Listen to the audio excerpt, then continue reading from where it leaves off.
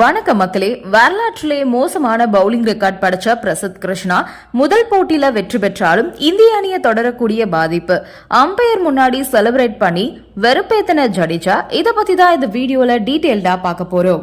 இந்திய அணியோட வேகபந்து வீச்சாளர் பிரசித் கிருஷ்ணா இந்திய டெஸ்ட் வரலாற்றிலேயே படு மோசமான பந்து வீச்ச பதிவு செஞ்சிருக்காரு. முதல் இன்னிங்ஸ்ல அவரு 20 ஓவர்கள் பந்து வீசி 128 ரன்கள் வாரி இறைச்சு 3 விக்கெட்ஸ் வீழ்த்தியிருந்தாரு. அவரு 3 விக்கெட்ஸ் வீழ்த்தினாரு அப்படின்றது சாதகமான விஷயமா பார்க்கப்பட்டாலும் அவர் ஒரு ஓவருக்கு 6.4 அப்படின்ற ரன்கள் விகிதத்துல ரன்னை வாரி இறைச்சு மிகப்பெரிய பின்னடைவை அமைச்சு கொடுத்திருக்காரு. இங்கிலாந்து அணி விரைவா ரன் சேர்த்ததுக்கு பிரசித் கிருஷ்ணா முக்கிய காரணமா அமைஞ்சிருக்காரு. தற்போதைய இந்திய அணியில பும்ரா மற்றும் முகமது சிராஜ்க்கு அடுத்து 3வது வேகபந்து வீச்சாளரா அவர் செயல்பட்டு வராரு.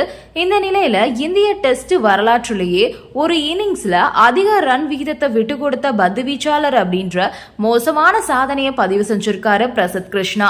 இதுக்கு முன்னாடி 2014 ஆண்டு வருண் ஆரோன் அப்படின்றவரு ஒரு ஓவருக்கு 5.9 அப்படின்ற ரன் விகிதத்துல விட்டு கொடுத்திருந்தாரு. அதுக்கப்புறம் தற்போது பிரசித் கிருஷ்ணா இங்கிலாந்து அணிக்கு எதிராக ஒரு ஓவர்ல 6.4 ரன்கள் அப்படின்ற ரன் விகிதத்துல விட்டு கொடுத்திருக்காரு.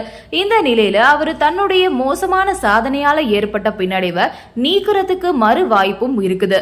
2வது இன்னிங்ஸ்ல இந்திய அணி கடைசி நாள்ல இங்கிலாந்தோட 10 விக்கெட்ஸ் வீழ்த்தணும் அப்படின்ற நிலை இருக்குது. முதல் இன்னிங்ஸ்ல மோசமா போனாலுமே 2வது இன்னிங்ஸ்ல பிரசித் கிருஷ்ணா கட்டுக்கோப்பா பந்து வீசி 3 இல்லனா அதுக்கும் மேற்பட்ட விக்கெட்ஸ் வீழ்த்தணும். அப்படி செஞ்சா முதல் இன்னிங்ஸ்ல ஏற்பட்ட மோசமான விமர்சனத்தை அவர் தொடர்ச்சி எறியலாம். அதோட இதுக்கு அடுத்த போட்டிகள்லயுமே அவருக்கு தொடர்ச்சியான வாய்ப்பு வரும். அதையும் அவர் தக்க வச்சுக்கலாம். அடுத்ததா இந்திய அணியை தொடரக்கூடிய பாதிப்பு. இங்கிலாந்து அணிக்கு எதிரான முதல் டெஸ்ட் போட்டியில இந்திய அணி கொஞ்சம் வலுவான நிலையில இருந்தாங்க. 5வது நாள் ஆட்டத்துல இங்கிலாந்து அணி 350 ரன்கள் எட்டுறதுக்கு 10 விக்கெட்ஸ் வீழ்த்தினா இந்திய அணி வெற்றி பெறலாம் அப்படின்ற நிலையில இருந்தாங்க. இது சாதகமான ஒரு விஷயமா இருந்தாலுமே இந்திய அணியோட பேட்டிங் கவலையை ஏற்படுத்துவதா இருந்துச்சு. முதல் இன்னிங்ஸ்ல இந்திய அணியில 4 வீரர்கள் மட்டுமே ரன் சேர்த்தாங்க. மற்ற 7 பேர் சேர்த்து மொத்தமாவே 16 ரன்களை தான் எடுத்திருந்தாங்க. அதே மாதிரி 2வது இன்னிங்ஸ்ல இன்னுமே மோசமா 3 வீரர்கள் மட்டுமே 30 ரன்கள் சேர்த்திருந்தாங்க. 2 வீரர்கள் 20க்கும் 30க்கும் இடையில ரன்கள் சேர்த்தாங்க. மற்ற வீரர்கள் ஒற்றை இலக்கத்துல ஆட்டம் இழந்தாங்க. முதல் இன்னிங்ஸ்ல ஜெய்ஷ்வால், சுப்மன் கில், ரிஷப் பண்ட் ஆகியோர் சதம் அடிச்சிருந்தாங்க. KL ராகுல் 42 ரன்கள் சேர்த்திருந்தாரு. மற்ற பேட்ஸ்மேன்கள் சேர்த்து 16 ரன்கள் எடுத்திருந்தாங்க. 2வது இன்னிங்ஸ்ல KL ராகுல் மற்றும் ரிஷப் பண்ட் சதம் அடிச்சிருந்தாங்க. சாய் சுதர்ஷன் 30 ரன்கள், ரவீந்திர ஜடேஜா 20 ரன்கள், கருண் நாயர் 20 ரன்கள் மட்டுமே எடுத்தாங்க. மற்ற எல்லாரும் ஒற்றை இலக்கத்துல ஆட்டமிழந்தாங்க. அதுலயும் 8ஆம் வரிசை முதல் 11ஆம் வரிசை வரையிலான 4 பேட்ஸ்மேன்கள் மொத்தமாவே 4 ரன்கள் தான் எடுத்திருந்தாங்க. பின்வரிசை வீரர்கள் சேர்ந்து 20-30 ரன்கள் எடுக்கணும் அப்படின்னு ஒரு எதிர்பார்ப்பு எப்பவுமே இருக்கும். அதுலயும் இந்த முறை இந்திய அணியில 8 பேட்ஸ்மேன்கள் வரை இருக்காங்க.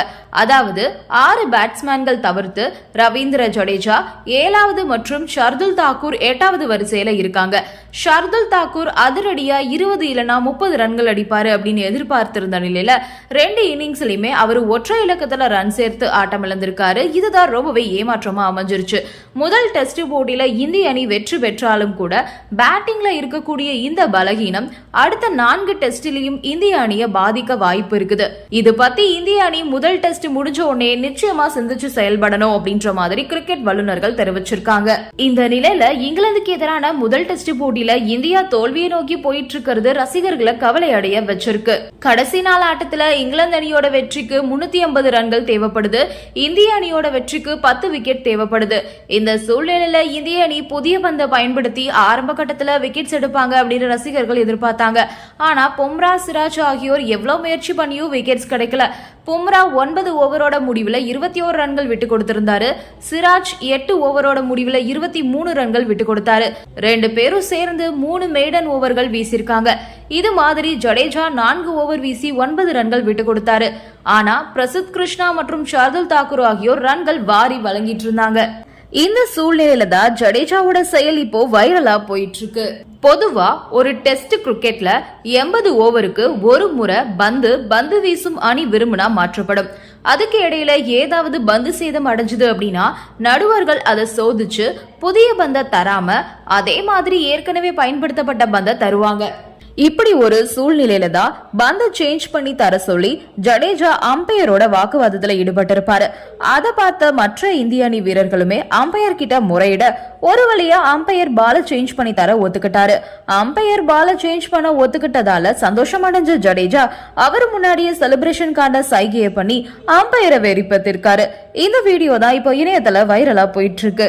அடுத்ததா இந்திய அணியோட வெற்றிக்கு மழையும் ஒரு காரணமா இருக்கு அப்படின்னே சொல்லலாம். ஏன் அப்படின்னா போட்டி தொடங்கின நாள்ல இருந்தே வானிலை கணிக்க முடியாத மாதிரி மாறிட்டே வந்துட்டு இருக்கு. முன்தினம் கூட மழை குறுக்கிட்டதால போட்டி கொஞ்ச நேரம் தடைபட்டு இருந்துச்சு.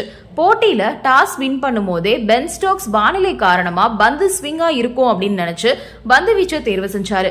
ஆனா எதிர்பாராத விதமா வெயில் அதிகமா அடிச்சதால பவுன்ஸ் இல்ல, ஸ்விங்கும் பெருசா இல்ல.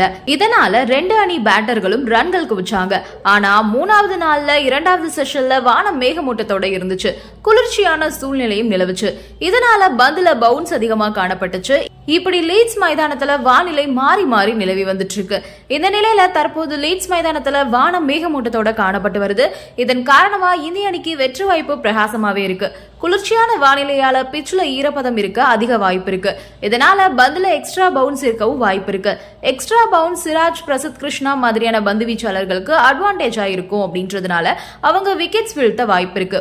ஒருவேளை இங்கிலாந்து பொறுமையா விளையாடாம அதிரடியை மட்டுமே கையில் எடுத்தாங்க அப்படின்னா தொடர்ச்சியா விக்கெட்ஸ் விழ அதிகமான வாய்ப்பு இருக்கு. இது இந்திய அணிக்கு சாதகமாகவும் பார்க்கப்படுது. இப்போதைக்கு இங்கிலாந்து அணி 44.2 ஓவர்களோட முடிவுல ஒரு விக்கெட் இழப்புக்கு 205 ரன்கள் குவிச்சிருக்காங்க. இப்போதைக்கு மழை ஒண்ணு மட்டும்தான் இந்திய அணியை காப்பாற்றக்கூடிய ஒரு காரணியா செயல்பட போகுது. நன்றி, வணக்கம்.